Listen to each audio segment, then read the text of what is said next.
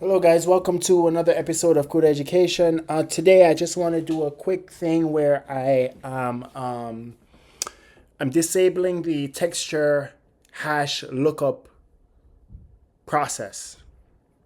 All right, so you guys know from previous discussions, previous episodes that there is a texture hash lookup process. So you have a material, you have a material and let's say now you have a material and that material has a texture hash associated with it. So in our case, the texture would be this menu thing right here, right? So you have the material, you have the board, and then there's a texture hash associated with it, okay?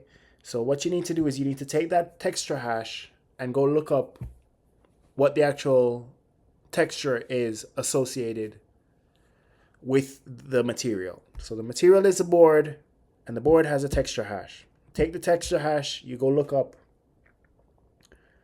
what is the what is the texture that's associated with this material. And then once you find the texture, you apply it to the material, and now you have this wonderful scene.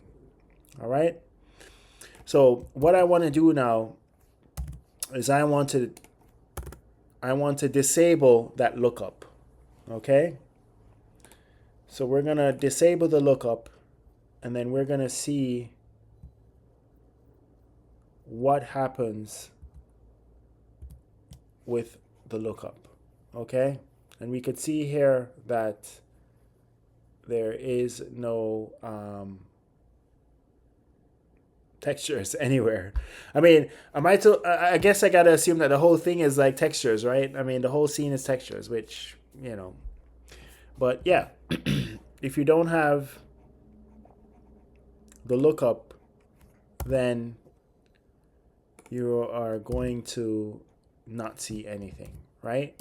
So I just wanted to add this to the discussion. This is inside of APL Texture Manager, right? This was where we did the texture lookup stuff, where we're having a process where we're trying to find